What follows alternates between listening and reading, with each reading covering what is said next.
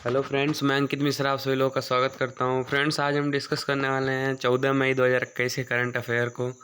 और टाइम ना वेस्ट करते हुए हम शुरू करते हैं। जो हमारा पहला क्वेश्चन है कि Bharat petroleum corporation limited BPCL के नए अध्यक्ष प्रबंधक CMD कौन बने हैं? तो अरुण कुमार सिंह।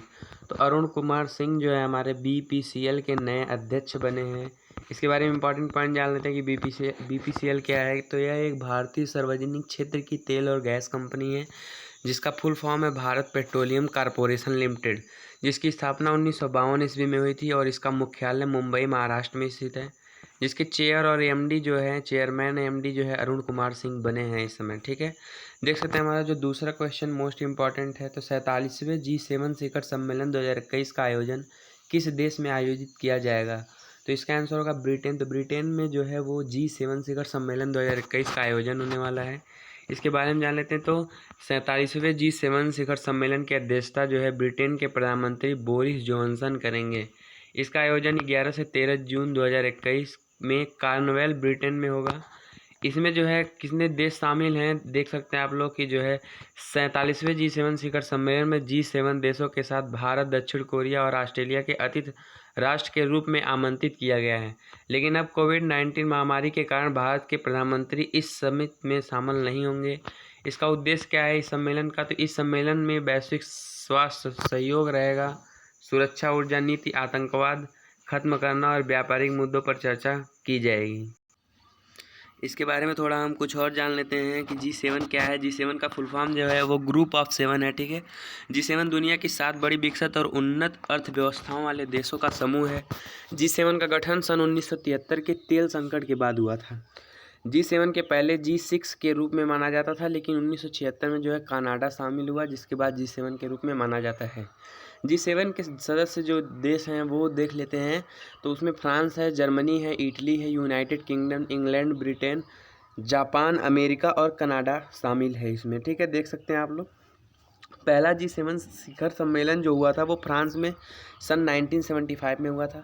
क्या भारत G7 का सदस्य है या नहीं? तो इसका आंसर नहीं होगा। तो भारत G7 का सदस्य नहीं है।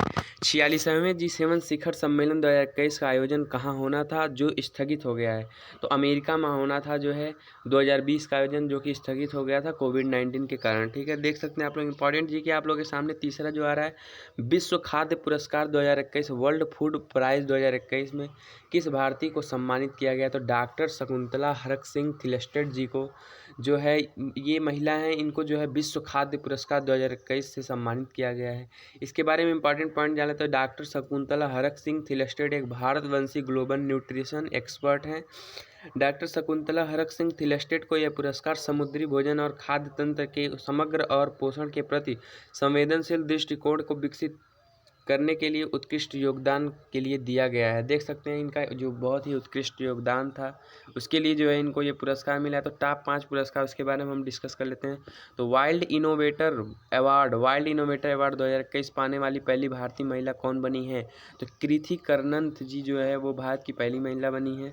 नेल्सन मंडेला विश्व मानवतावादी पुरस्कार 2021 में किसे सम्मानित किया गया? तो रुमाना सिन्हा सिंह सहगल को। ऑस्कर अवार्ड 2021 में बेस्ट डायरेक्टर का अवार्ड किसे दिया गया है? क्लोए झाओ को। सर रिचर्ड हेडली अवार्ड से किस क्रिकेटर को सम्मानित किया गया? तो केन मैकविलियमसन को जो है सर रिचर्ड हेडली अवार्ड से सम्मानित किया गया है। छत्तीसगढ़ वीरनी पुरस्कार 2021 में किसे सम्मानित किया गया? तो दूती चंद को जो है सम्मानित किया गया। देख सकते हैं आप लोग इंपॉर्टेंट जी के। फ्रेंड्स, अगर आपको ये वीडियो अच्छा लग रहा हो तो आप इसको लाइक कीजिए और अधिक से अधिक शेयर कीजिए। अगर आपको करंट अफेयर डेली चाहिए तो हमारे इस चैनल से जुड़ जाइए, इसको सब्सक्राइब कर लीजिए, साथ ही में इस बेल आइकन को भी प्रेस कीजिए। नेक्स्ट हम क्वेश्चन अपना देखते हैं कि ब्लैक फंगस इन्फेक्शन से निपटने के लिए देश की पहली म्यूकोरमाइकोसिस यूनिट किस राज्य में स्थापित की गई है? तो मध्य प्रदेश। तो मध्य प्रदेश में जो है वो ब्लैक फंगस से बचने के लिए माइकोसिस यूनिट स्थापित की गई है। इसका क्या मतलब है इसके बारे में हम भी जानेंगे। तो ये जो है कोविड-19 वाले पेशेंट को हो रहा है ब्लैक फंगस। तो देख सकते हैं। तो ब्लैक फंगस इन्फेक्शन से निपटने के लिए देश की पहली Mucor mycosis unit Madhya Pradesh के भोपाल और जबलपुर में खोली गई है। ब्लैक फंगस क्या है? तो ये एक फंगल डिसीज है जो म्यूकोरमाइकोसिस नाम का फंगल है। इस संक्रमण के शिकार अधिकतर वो लोग हो रहे हैं जो पहले से ही किसी बीमारी के शिकार हैं। यह बीमारी सबसे ज़्यादा आँखों को प्रभावित करती है। यह बीमारी ज़्यादातर ठीक हो रहे कोविड-19 मरीजों में पाई जा रही है, तो इसको ध्यान रखें। देख सकते हैं आप लोग, इम्पॉर्टेंट जी के आप लोगों के लिए। मध्य प्रदेश की बारे में जान लेते हैं, क्योंकि ये स्थापना मध्य प्रदेश में हुआ है। तो मध्य प्रदेश की स्थापना जो है वो 1 नवंबर 1956 में हुई थी। इसकी जो राजधानी है वो भोपाल है। यहाँ के मुख्यमंत्री जो है वो शिवराज सिंह चौहान, जो कि बीजेपी से बिलोंग करते हैं। यहाँ की गवर्नर आनंदीबेन पटेल हैं। मुख्य न्यायाधीश मोहम्मद रफ़ीक हैं। और इसकी लोकसभा सीटें जो है 29 है, राज्यसभा सीटें 11 और विधानसभा सीटें 230 हैं। मध्य प्रदेश के 5 पड़ोसी राज्य हैं जो कि निम्नलिखित हैं, देख सकते हैं आप लोग, महाराष्ट्र, छत्तीसगढ़, उत्तर प्रदेश, राजस्थान और गुजरात। मध्य प्रदेश के राष्ट्रीय उद्यान आप लोग देख सकते हैं, कान्हा राष्ट्रीय उद्यान, माधव राष्ट्रीय उद्यान, बांधवगढ़ राष्ट्रीय उद्यान, पन्ना राष्ट्रीय उद्यान, सतपुड़ा राष्ट्रीय उद्यान, वन विहार राष्ट्रीय उद्यान, इंदिरा प्रियदर्शनी पेंच राष्ट्रीय उद्यान, संजय राष्ट्रीय उद्यान, मंडला प्लांट फोसिल, यह सभी नेशनल पार्क जो है मध्य प्रदेश राज्य में स्थित हैं। देख सकते हैं आप लोग, कर्क रेखा भारत की जो है मध्य प्रदेश से भी गुजरती है, ठीक है, देख सकते हैं। और 8 राज्यों से होकर गुजरती है, जो कि निम्नलिखित हैं, गुजरात, राजस्थान, मध्य प्रदेश, छत्तीसगढ़, झारखंड, पश्चिम बंगाल, त्रिपुरा। ये जो है 8 राज्य हैं जहाँ से कर्क रेखा गुजरती है। देख सकते हैं, इंपॉर्टेंट क्वेश्चन आप लोगों के लिए। तो किस राज्य को टाइगर स्टेट के नाम से जानता है? अगर ये क्वेश्चन आपसे पूछा जाता है तो इसका आंसर होगा मध्य प्रदेश राज्य को जो है टाइगर स्टेट के नाम से जाना जाता है। भोपाल गैस त्रासदी में एक बार क्या हुआ था कि भोपाल गैस में त्रासदी गैस हुआ था, उसका रिसाव हुआ था। उस गैस का क्या नाम था? मिथाइल आइसोसाइनाइड उसका नाम था, जिससे कई लोग प्रभावित हुए थे। देख सकते हैं, इंपॉर्टेंट है, काफ़ी बार एग्जाम में पूछा जाता है। सांची का स्तूप कहाँ स्थित है? तो मध्य प्रदेश में स्थित है। मध्य प्रदेश के मंदिर योगिनी मंदिर, महाकालेश्वर मंदिर, खजुराहो के मंदिर इंपॉर्टेंट मंदिर है जो कि मध्य प्रदेश राज्य में स्थित है। मध्य प्रदेश की जो 2 इम्पॉर्टेंट जो है वो एयरपोर्ट हैं, तो पहला जो राजा भोज अंतर्राष्ट्रीय एयरपोर्ट जो कि भोपाल में है, और देवी अहिल्याबाई एयरपोर्ट जो कि इंदौर में स्थित है। देख सकते हैं। 5वां क्वेश्चन आप लोग के सामने आ रहा है कि मध्य अफ्रीकी गणराज्य में भारतीय राजदूत यानी कि इंडियन एम्बेसडर कौन नियुक्त हुए हैं? तो रामकरण वर्मा को जो है वो मध्य अफ्रीका गणराज्य में जो है इंडियन एम्बेसडर के रूप में नियुक्ति किया गया है। इसके बारे में देख लेते हैं। तो जो मध्य अफ्रीकी गणराज्य, उसकी राजधानी बंगुई है और इसका करेंसी जो है वह सेंट्रल अफ्रीकन CFA फ्रैंक है। इस यहाँ के राष्ट्रपति जो है वो फास्टिन आर्कन्ज टुएड्रा जी हैं। देख सकते हैं, इसको नोट कर लीजिए आप लोग, इम्पॉर्टेंट जी के आप लोग के लिए। 5 देशों के जो है भारतीय राजदूत, कहाँ कहाँ के जो राजदूत हैं 5 देशों में देख सकते हैं। तो महेंद्र सिंह कन्याल को किस देश का भारतीय राजदूत यानी कि इंडियन एम्बेसडर के रूप में निरूपित किया गया? तो सीरिया के। पुर्तगाल में भारत के राजदूत कौन बने हैं? मनीष चौहान बने हैं। अंकन बनर्जी को किस देश में भारत का राजदूत नियुक्त किया गया है? तो मोजाम्बिक में। शुभदर्शनी त्रिपाठी को किस देश में भारत का राजदूत नियुक्त किया गया है? कजाकिस्तान देश के, ठीक है। वीरेंद्र कुमार पाल किस देश में भारत के राजदूत बनाए गए हैं? सोमालिया देश के। और आगे देखते हैं हमारा जो नेक्स्ट इंपॉर्टेंट क्वेश्चन 6वां जो आप लोगों के सामने आ रहा है। तो हाल ही में भारत और स्विट्जरलैंड के बीच भारत स्विस वार्ता 2021 का कौन सा संस्करण आयोजित किया गया है? तो 4था संस्करण आयोजित किया गया है। इसके बारे में जान लेते हैं कि ये कैसी वार्ता है। तो भारत की तरफ से अध्यक्षता कौन करेगा? तो वित्त मंत्रालय के आर्थिक मामलों के मंत्री अजय सेठ 11 मई, जो कि ये वार्ता जो हुई थी वो 11 मई 2021 को स्थापित की गई है। और इसकी जो अध्यक्षता करेंगे वो अजय सेठ, जो कि वित्त मंत्रालय के आर्थिक मामलों के मंत्री हैं, वो करेंगे, ठीक है। इसका उद्देश्य क्या है? तो इस बैठक में दोनों देशों द्वारा निवेश, अंतर्राष्ट्रीय वित्तीय सेवा केंद्र, प्राधिकरण, फिनटेक, स्थायी वित्त और वित्तीय सेवाओं से सहित विभिन्न पहलुओं पर सहयोग के बारे में चर्चा की जाएगी। और स्विट्जरलैंड के बारे में जाने तो इसकी राजधानी बर्न है और इसका करेंसी जो है वो स्विस फ्रैंक है। इसके राष्ट्रपति गाय परमेलिन जी हैं, ठीक है। देख सकते हैं, इंपॉर्टेंट जी के आप लोगों के लिए। स्विट्जरलैंड के बारे में कुछ और जानते हैं कि यहाँ जो है प्रमुख संगठन और उनके मुख्यालय कहाँ कहाँ हैं। तो अंतर्राष्ट्रीय दूरसंचार संघ ITU जो कि जिनेवा स्विट्जरलैंड में स्थित है।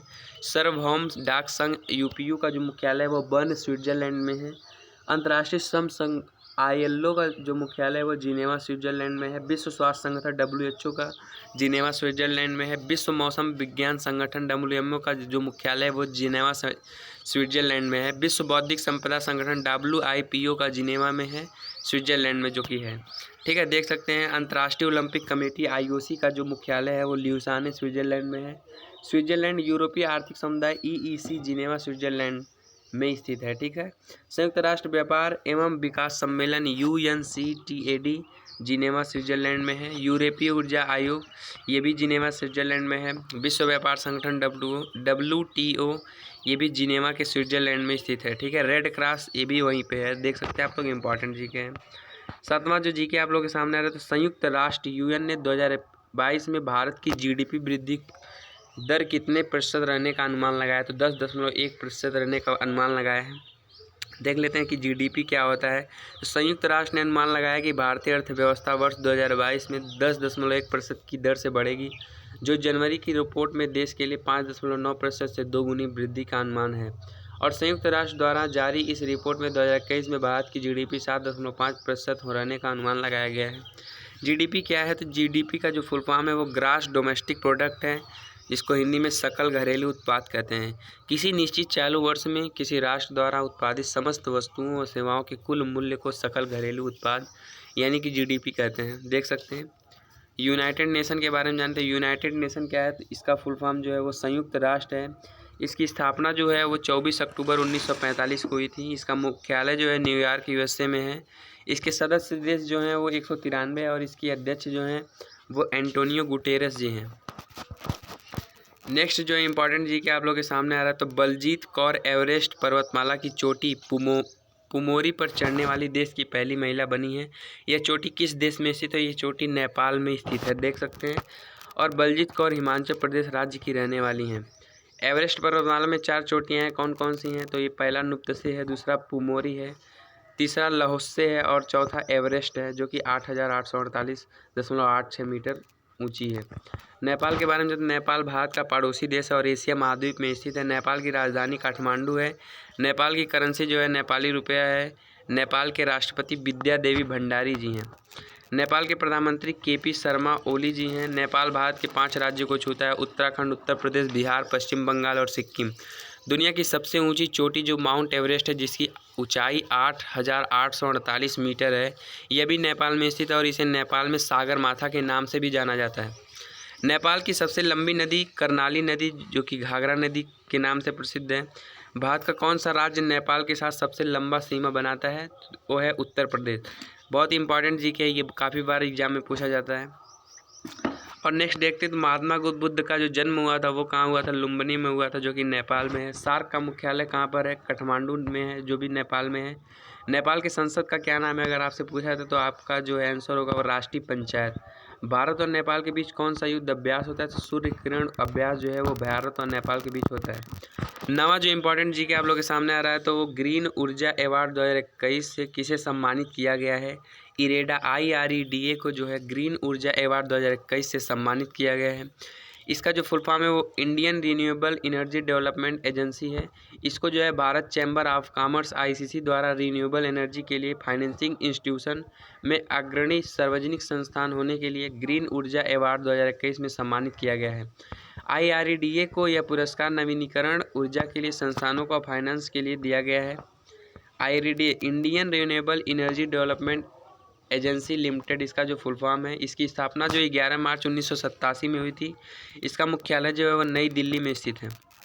जो हमारा नेक्स्ट लास्ट इंपॉर्टेंट क्वेश्चन आ रहा है आप लोग के सामने, facing the mountain A true story of Japanese American hero in world war 2 पुस्तक लॉन्च हुई है। यह पुस्तक किसने लिखी है? तो डेनियल जेम्स ने जो है इस पुस्तक को लिखी है, जो कि बहुत ही इंपॉर्टेंट है, आप लोग देख सकते हैं। और बाकी जो टॉप 5 बुक ऑथर्स हैं वो आप लोग के सामने देख सकते हैं, जो कि बहुत ही इंपॉर्टेंट है, आप लोग पढ़ सकते हैं इसको।